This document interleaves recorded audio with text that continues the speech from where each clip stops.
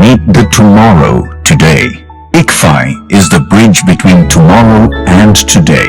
Bridge between aspirations and accomplishment. Bridge between I wish to I can.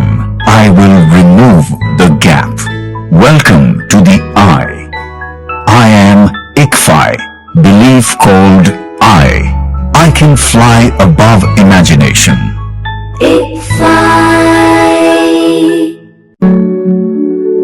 ప్రతి కళ ఇంటి నుండే మొదలు. ప్రతి ప్రయాణం వెనుక తల్లిదండ్రుల నిశ్శబ్ద త్యాగాలు. ఇది గమ్యం కాదు, ఇది మార్గం. ఇవాళ తెలివి ఒక్కటే చాలదు, క్రమశిక్షణ ఉంటే కాని విజయం దక్కదు. ప్రతి అడుగు క్రమశిక్షణతో, ప్రతి విజయం విద్యతో. మన VVIT university, absolute discipline, absolute education.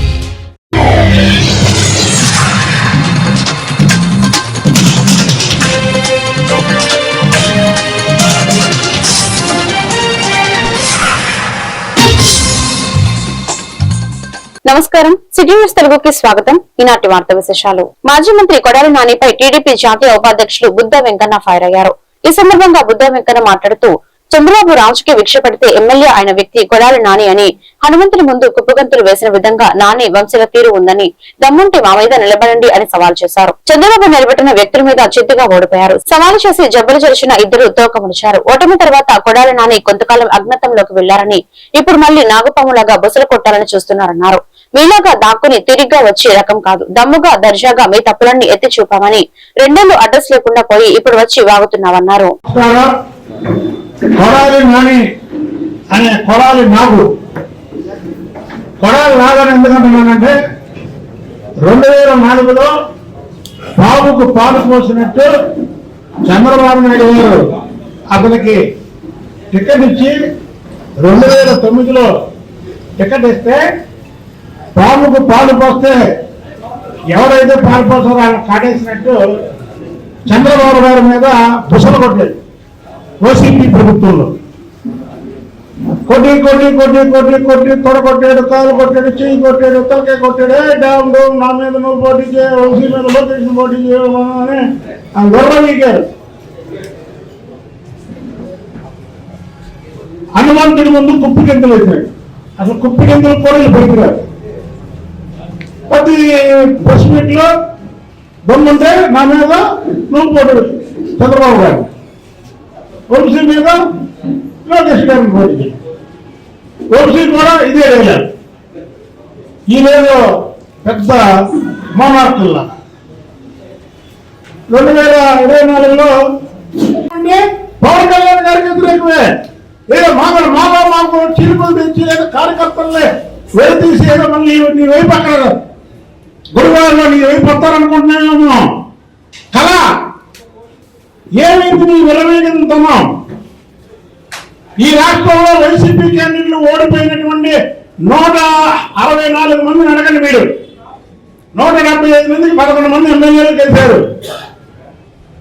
164 మందిని అడగండి. జగన్మోహన్ రెడ్డి వాళ్ళ సగం అయితే, ఈ నాని వంశీ మాట్లాడిన మాటలకి సగం ఓడిపోయామని ప్రతి ఒక్క ఓడిపోయిన వైసీపీ ఎమ్మెల్యేలు ఎంపీలు కూడా చెప్పారు. ఏమైంది మీ ధైర్యం? 2 ఏళ్ళు ఏమయ్యారు మీరు? అదే అధికారం ఉంటే ఓడైతారా? అధికారం లేకపోతే పుట్టలోకి అవుతారా? మీకు బతికేనా? చేతకాలం వాళ్ళు చేసే పని లేదు. ప్రభుత్వాలతో పని లేదు, అధికారంతో పని లేదు. అధికారం లేనప్పుడు కూడా ఇలాగే ఉన్నా, అధికారం వచ్చాక తగ్గిపోయాను నేను. మీలాగా అధికారం ఉన్నప్పుడు రెచ్చిపోలేదు, అధికారం పోగానే తగ్గిపోలేదు. మేము ఫైటర్స్, ప్రతిపక్షంలో ఫైట్ చేస్తాం, ప్రజల కోసం ఫైట్ చేస్తాం, మా నాయకుడిని విమర్శించిన వాళ్ళు మేము ఫైట్ చేస్తాం. కనుక నోరు అదుపులో పెట్టుకుని మాట్లాడమని కొడాలి నానిని హెచ్చరిస్తున్నాం. విజయవాడ గాంధీ కోఆపరేటివ్ బ్యాంక్ లో మీడియా సమావేశం ఏర్పాటు చేసిన chairman Vemuri Venkatrao, vice chairman పాలక సభ్యులు. ఈ సందర్భంగా chairman Vemuri Venkatrao, vice chairman A K Ansari మాట్లాడుతూ శతాబ్ది ప్రస్థానంలోకి అడుగుపెడుతున్న గాంధీ కోఆపరేటివ్ అర్బన్ బ్యాంక్ ఆర్థికంగా మరింత పటిష్టంగా ఎదుగుతూ సహకార బ్యాంకింగ్ రంగంలోకి విశ్వసనీయ సంస్థగా తన స్థానాన్ని నిలబెట్టుకుంటుందని బ్యాంకు చైర్మన్ వేమూరి వెంకట్రావు తెలిపారు. బ్యాంకుపై ఇటీవల కొందరు చేస్తున్న ఆరోపణలు పూర్తిగా నిరాధారమైనవని, సహకార శాఖతో పాటు సంబంధిత అధికారులు పలుమార్లు విచారణ జరిపి ఎలాంటి అక్రమాలు, అవకతవకలు లేవని స్పష్టంగా నిర్ధారించినప్పటికీ కొందరు ఉద్దేశపూర్వకంగా తప్పుడు ప్రచారం చేస్తున్నారని ఆరోపించారు. బ్యాంకు పాలకవర్గ సభ్యులతో కలిసి ఏర్పాటు చేసిన విలేకరుల సమావేశంలో ఆయన ఈ విషయాలు వెల్లడించారు. అడుగు పెట్టబోతున్నాం. ఈ సందర్భంగా 2022లో నేను చైర్మన్ అవటం కానీ, నేను చైర్మన్ అయిన కాడి నుంచి పాలక సభ్యులతో, ఎంప్లాయీస్ మరియు మా సిఇఓ గారు అయినటువంటి పద్మిని, సిఓఓ గారు అయినటువంటి శివప్రసాద్ గారు, వీళ్ళందరూ సహాయ సహకారాలతో ఈ బ్యాంకుని అభివృద్ధి చేసుకుంటూ వస్తున్నాం. ముఖ్యంగా ఏంటంటే రేపు మాది నూజివీడు శాఖ కొత్త భవనంలోకి అడుగు పెట్టబోతున్నాం. అదేవిధంగా రేపు 17వ తారీఖున హనుమాన్ జంక్షన్ కొత్త భవనంలోకి అడుగు పెట్టబోతున్నాం. తర్వాత మీరందరూ వచ్చారు, చూశారు. ఇక్కడ ఇది మెయిన్ హెడ్ ఆఫీసు. ఇక్కడ ఈ బిల్డింగ్ సరిపోకపోనందువల్ల కటవట్లో 1440 తర్వాత మరి ఎందుకని ఇది చేస్తున్నారో ఏంటో మాకు తెలియదు, కానీ కొన్ని అరాచక శక్తుల ప్రోద్బలంతో ఈ రకంగా బ్యాంకు మీద ఆరోపణలు చేయటమే కానీ అతను డిపార్ట్మెంట్ వారికి కంప్లైంట్ చేసిన దాని మీద వారు వచ్చి బ్యాంకులో రికార్డు మొత్తం పరిశీలించుకుని ఏ రకమైన అవకతవకలు జరగలేదనే నిర్ధారణకు వచ్చి అది పక్కన పెట్టిన దాని మీద ఆ వ్యక్తి కలెక్టర్ గారికి కానీ డిఆర్కి కానీ కంప్లైంట్ చేయించిన దాని మీద మళ్ళీ వాళ్ళని పరిశీలించడం జరిగింది. ఇంకా ఇవన్నీ అసత్యాలు, అవాస్తవాలు. ఏది ఏమైనా ఎవరు ఏ ఆరోపణ చేయాలనుకున్నా కానీ ముందుగా మా దగ్గరికి వస్తే మేము కనుక ఆ సందేహాలు కనుక నివృత్తి చేయలేకపోతే మీరు పేపర్లో వేయచ్చు. ఎందుకంటే అతను మిస్లీడ్ చేసి ఒక పత్రికలో వేయించిన దాని మీద మా ఆఫీసర్స్ వెళ్ళి ఆ ఫైల్ తీసుకుని వెళ్ళి ఏమంటే జరిగిన వాస్తవాలు ఇయ్యేనంటే వెంటనే పాపం వాళ్ళు ఖండన కూడా వేయటం జరిగింది. అందుకని మంది ఏ గ్రేడ్ సభ్యులు ఉన్నారండి. దీనికి ఏ గ్రేడ్ సభ్యులు 22 మంది. మొత్తం బ్యాంకు హెడ్ ఆఫీసు ఇదండి. 13 బ్రాంచీలు ఉన్నాయండి. ఈ 13 బ్రాంచీలు కూడా 6 జిల్లాల్లో విస్తరించి ఉన్నాయండి. గుంటూరు, విశాఖపట్నం, ఉభయ జిల్లాలు, మన కృష్ణా జిల్లా, ఎన్టీఆర్ జిల్లా, ఏలూరు, వగైరా కలిపి 6 జిల్లాల్లో విస్తరించి 13 బ్రాంచీలు ఉన్నాయండి. ఈ 13 బ్రాంచీల్లో 4 సొంత భవనాలండి. హెడ్ ఆఫీస్ సొంత భవనం, శ్రీనగరం సొంత భవనం, నూజివీడు సొంత భవనం, జంక్షన్ సొంత భవనం. ఈ రీసెంట్ గా నూజివీడు, హనుమాన్ జంక్షన్ రీసెంట్ గా మే నెలలో మనం ప్రారంభించుకున్నామండి సుమారుగా. ఈ సొంత భవనాలు కలిగి దాదాపు మేము ఇస్తున్న రుణాల్లో ఇంతవరకు 98 సంవత్సరాల సుదీర్ఘమైన చరిత్రలో మేము ప్రభుత్వాలు మారిన కృష్ణమిల్క్ యూనియన్ చైర్మన్ చలసాని ఆంజనేయులు పారిబిలతో తన పదవిని కాపాడుకుంటూ రైతులకు తీరని అన్యాయం చేస్తున్నారని పాల సేకరణ సంఘం అధ్యక్షుడు వీరపనేని శివరాం ప్రసాద్ ఆరోపించారు. విజయవాడలోని వీరపనేని శివరాం విలేకరులతో మాట్లాడుతూ గత ప్రభుత్వ హయాంలో మద్యం కుంభకోణంలో నిందితుడు వాసుదేవారెడ్డికి బంధువు, వల్లవనేని వంశీ స్నేహితుడు తదితర వైసీపీ అనుచర్య వర్గులుగా సంస్థలోకి చొప్పించి చలసాని ఆంజనేయులు కృష్ణా డైరీకి తీవ్ర నష్టం కలిగే విధానాలకు తెరతీశారని శివరాం ఆగ్రహం వ్యక్తం చేశారు. వైసీపీ నుండి జనసేనలోకి పార్టీ మార్చుకున్న వారు పక్క రాష్ట్రంలో తన డైరీ ద్వారా మనీ లాండరింగ్ జరిపినట్లు పత్రికల్లో వార్తలు కూడా వచ్చినట్లు ఆయన వ్యాఖ్యానించారు.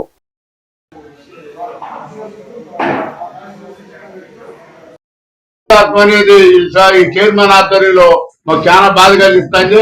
మేము ముఖ్యంగా తెలుగుదేశం పార్టీ నాయకత్వాన్ని తెలియజేసేది ఏంటంటే, తెలుగుదేశం పార్టీ అభిమానులుగా కార్యకర్తలుగా వెంకటని అతను డ్రైవర్ ఉన్నాడు, వాళ్ళిద్దరిని విచారణ జరిపితే అనేక అక్రమాలు వెలుగులోకి వస్తాయని కూడా ఈ సందర్భంగా నేను తెలియజేసుకుంటా ఉన్నా. అదేవిధంగా పౌడర్ గాని బటర్ గాని మనకి మన వినియోగాన్ని బట్టి సంవత్సరానికి మనకు ఎంత అవసరమో అంతే మనం కొనుక్కోవాలి, లేకపోతే 20-30% ఎక్సెస్ కొనుక్కోవచ్చు. కానీ 3,000 టన్నులు 2,000 టన్నులు కొనడం, మళ్ళీ దానికి టైం అయిపోయిన తర్వాత మళ్ళీ అమ్ముకోవటం, ఆ విధంగా 3 సంవత్సరాలు వరుసగా చేసిందని కూడా నేను జనరల్ బాడీలో ప్రశ్నించడం జరిగింది. అదేవిధంగా ఇద్దరు డైరెక్టర్లు ఉన్నారు, వాళ్ళని మొన్న ఈ మధ్య డైరెక్టర్ని ఒక ఊళ్ళోనే ప్రెసిడెంట్ గా దించేసిన పరిస్థితి, ఇంకొక డైరెక్టర్ని సంవత్సరం నాడు సాయంత్రం దించేసే పరిస్థితికి వస్తే కాళ్ళు చేతులు ఏళ్ళు పట్టుకుని అట్టట ఆ ఊళ్ళో ప్రెసిడెంట్ పదవి నిలబెట్టుకున్న విషయం. అంటే నీ దగ్గర డైరెక్టర్లో కొంతమందికి ఊళ్ళో ప్రెసిడెంట్ అయ్యే కెపాసిటీ కూడా లేని వాళ్ళని తీసుకొచ్చి నువ్వు ఇక్కడ డైరెక్టర్లు చేసి వాళ్ళకి ఏమి తెలియదు కాబట్టి, వాళ్ళకి నువ్వు పౌడర్ ఎక్కడుకుంటున్నావో బటర్ ఎక్కడుకుంటున్నావో తెలియదు కాబట్టి నీ ఇష్టారాజ్యంగా పొలం లేని వంశీ వల్ల పేరు నాని వల్ల ఇబ్బందులు పడ్డాం. అదేవిధంగా మన కేసీఆర్ నాని గారితో ఈ చైర్మన్ గారు రోజు ఒక 3 నెలలు 4 నెలల ముందు రోజు ఫోన్ లో మాట్లాడుతూ ఉంటే కూటమికి ఎన్ని సీట్లు అవుతాయి నేను అడుగుతూ ఆయన 60 వస్తాయి అని చెప్పేవాడు. ఈయన హాహా నవ్వుకునేవాడు. ఎవరున్నా డైరెక్టర్ లో తెలుగుదేశం సానుభూతి పరులు ఉండి తెలుగుదేశం వస్తుందంటే కలగనమాకండి అన్న మాట నిజమా కాదా అని చెప్పి నీ బిడ్డల మీద నువ్వు ప్రమాణం చేయగలవా అని చెప్పి కూడా నేను అడుగుతా ఉన్నా.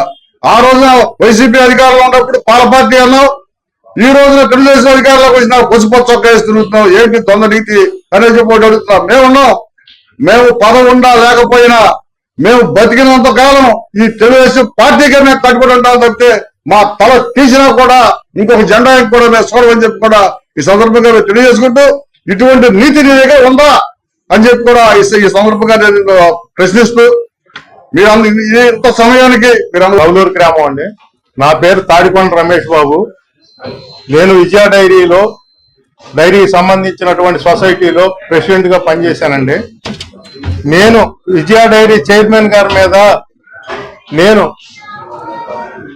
మాకు రైతులకు జరిగే అన్యాయాన్ని ప్రశ్నించానని చెప్పి డైరెక్టర్ గా ప్రెసిడెంట్ గా నేను ఉండకూడదని చెప్పి నిరుడు ప్రయత్నం చేసి నన్ను తప్పించారు. ఎలా అంటే మామూలుగా జనరల్ బాడీ సమావేశం జరిపి 2 డైరెక్టర్లని ప్రతి సంవత్సరం ఎన్నుకోవాలి.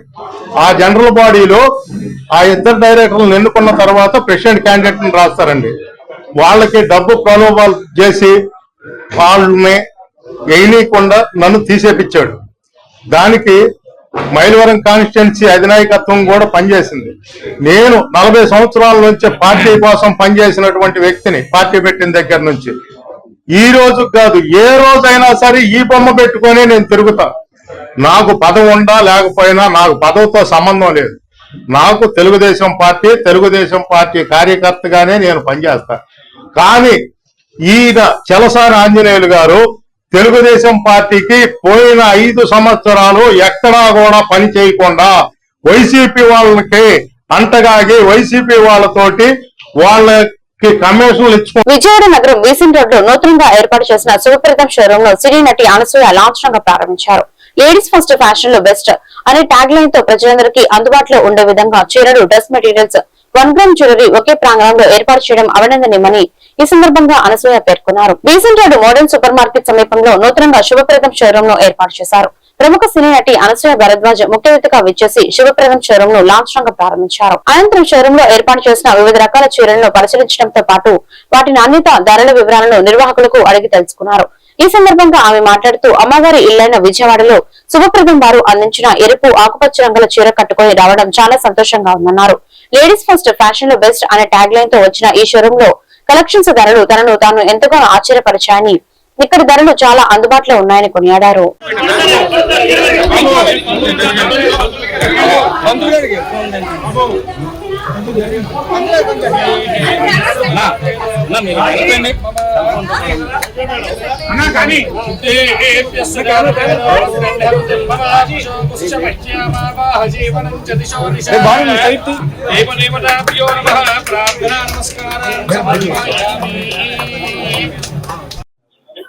అందరికి నమస్కారం. Vijayawada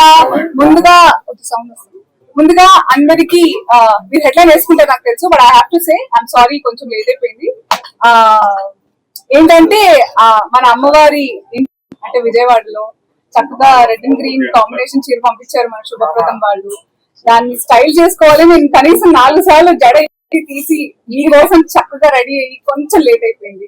I'm really sorry.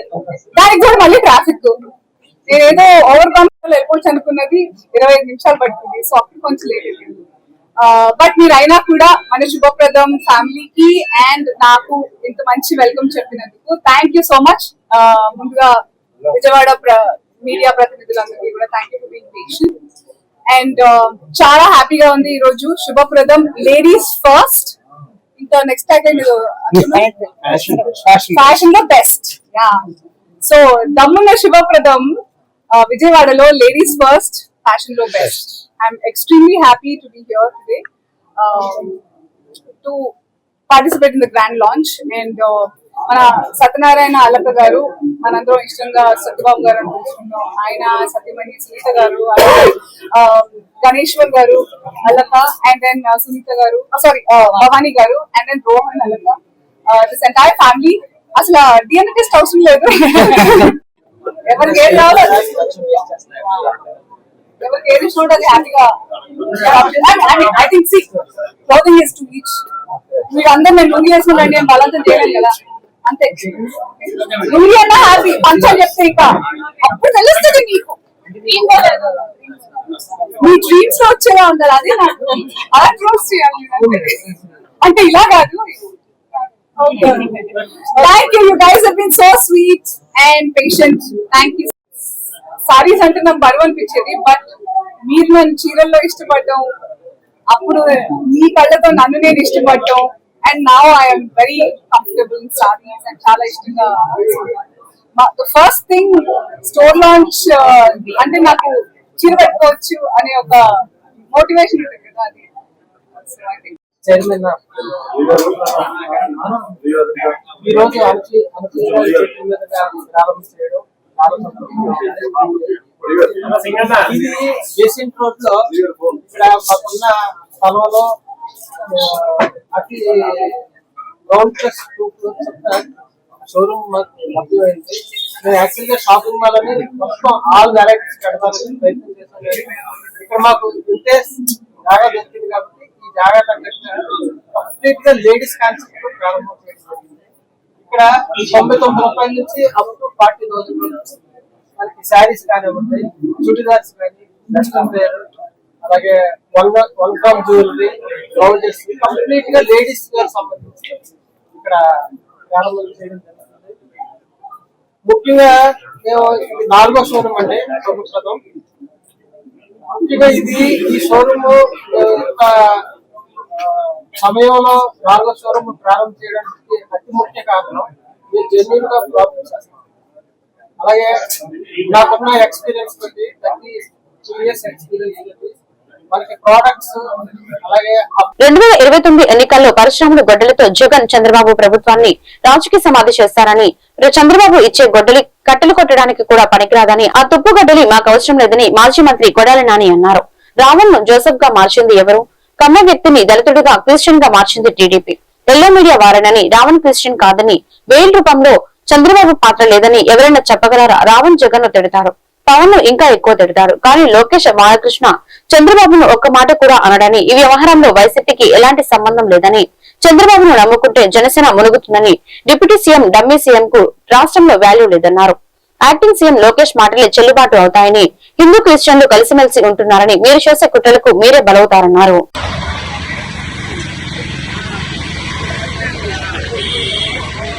RVM Ranga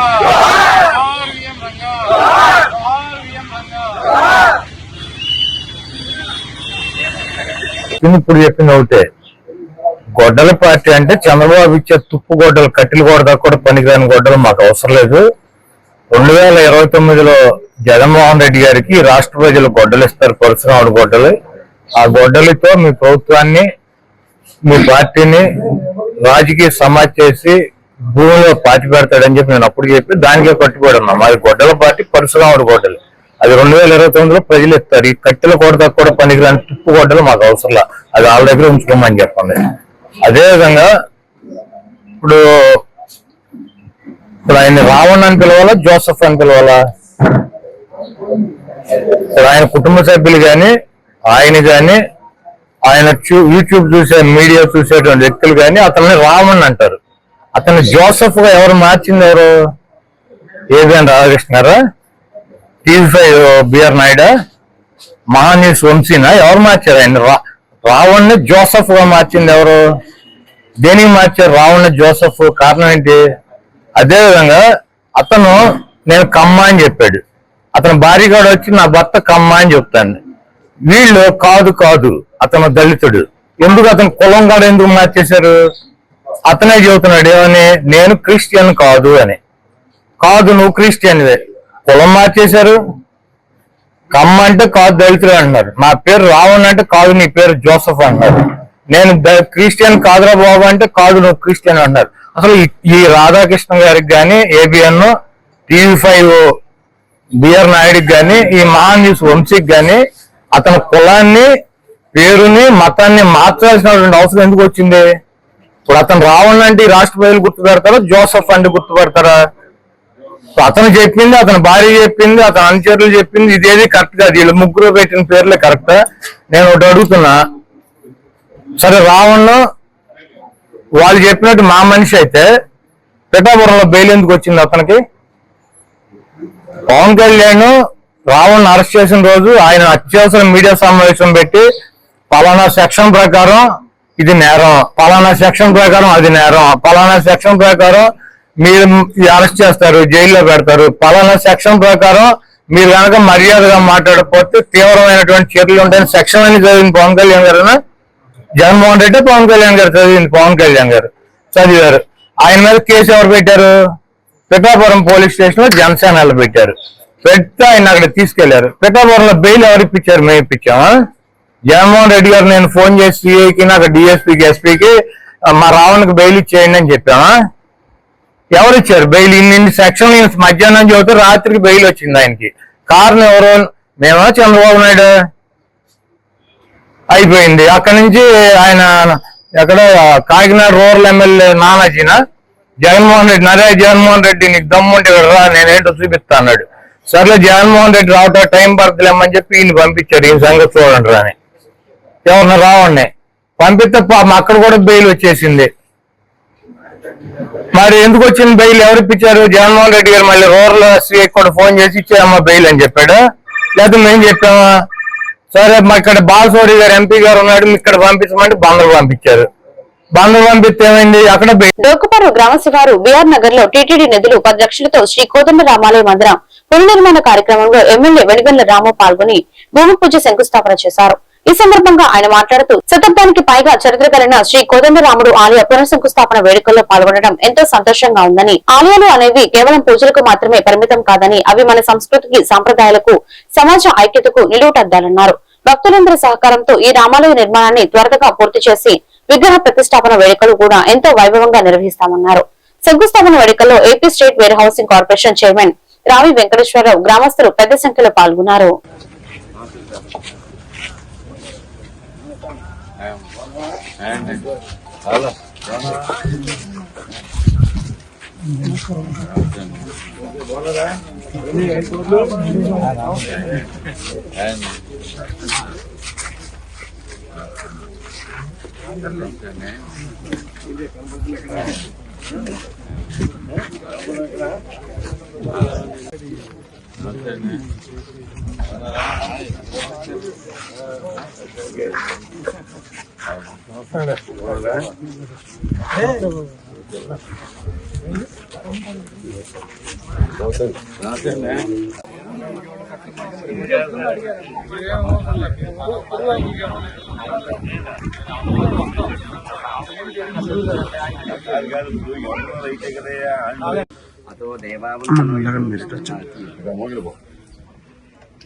ఓం తచ్చమ్యోరావృణీమహే గాతం యజ్ఞాయ గాతం యజ్ఞపతయే దైవీ స్వస్తిరస్తునః స్వస్తిర్మానుషేభ్యः అయం ముహూర్తశుముహూర్తోస్తు శుముహూర్తకాలే సూర్యాదీనాం నవానాం గ్రహాణాం అత్యంత అనుకూల్యత ఫలసిద్ధిరస్తు.